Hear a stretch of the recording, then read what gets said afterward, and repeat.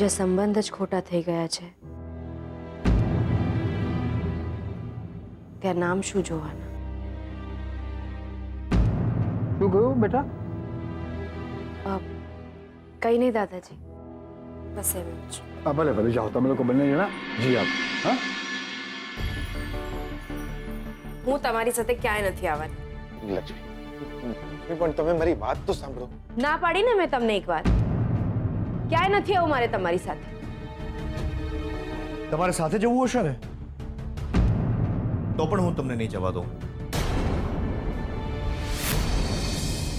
રણજીત કુમાર, તમે? જીગર, તું એકલો બહાર જા. લક્ષ્મી, તું ઘરમાં સફાઈ કરીશ. ના, જો દાદાજીએ કહ્યું છે કે અમારે... આ મારું પણ ઘર છે. મારું કયું પણ માનવું જ પડશે. લક્ષ્મી, મારી રૂમમાં કચરો છે, જા સાફ કર. ના, લક્ષ્મીએ મારી સાથે બહાર જવાનું છે, કામ છે મારે.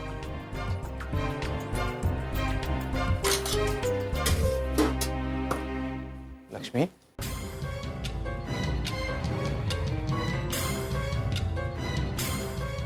લક્ષ્મી,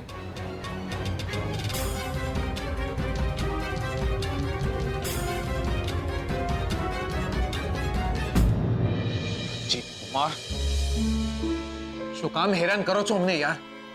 તમે જાણો તો છો કે અમારા લગ્ન હું થવાના તો છે. એ પણ જાણું છું કે લક્ષ્મીના અને શોધનના લગ્ન પણ થઈ ગયા છે.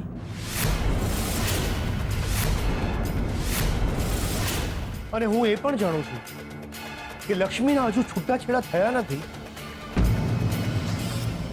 અને તમે બંને જણાએ સિવિલ મેરેજની તૈયારીઓ પણ શરૂ કરી દીધી છે.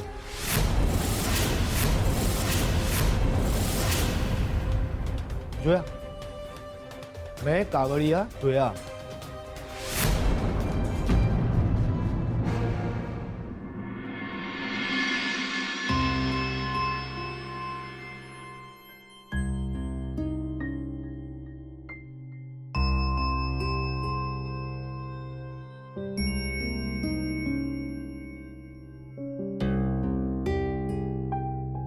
તારો ધંધો એ જ છે ને કે પૈસાદાર છોકરાઓને ફસાવીને એમની સાથે લગ્ન કરી લેવાના, પછી માલ મિલકત પચાવીને એ લોકોને છૂટાછેડા આપી દેવાના. રણજીત ફુવા, આ જ ધંધો છે ને તારો? કેટલા ધણી છે તારા? બોલ ને. હા, પહેલા શોધને ફસાવી લીધો, હવે તું એને છૂટાછેડા આપી રહી છે.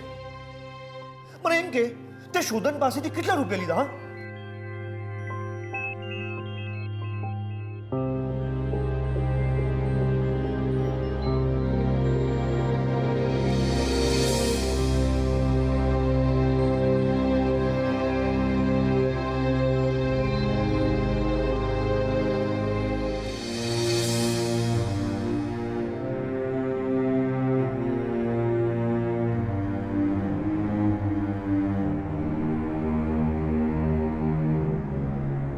આ તમારા ઘરેણા પાછા હાલવા આવ્યો છું.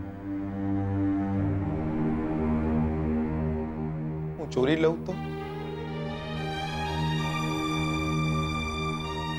ભરોસો રાખવા લાયક માણસ નહીં હું.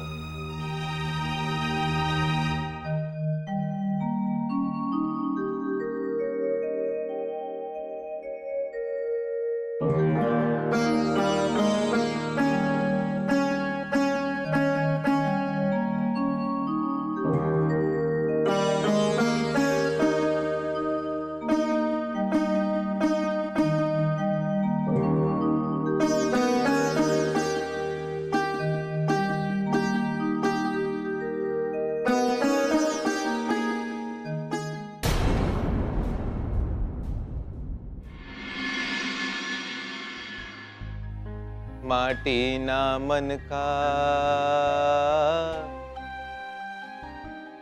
કોના રે હાથે તું ગઢાયો. તમે મને અહીંયા લઈ આવ્યા એટલે મને બહુ જ સારું લાગ્યું. આટલો બધો વાલ મળશે એવી આશા નહોતી. મારા ઘરે મને જે પીડા, જે જખમ મળ્યા છે એ હવે ધીરે ધીરે ભૂલાઈ રહ્યા છે. બહુ જ સારું લાગ્યું મને અહીંયા આવીને.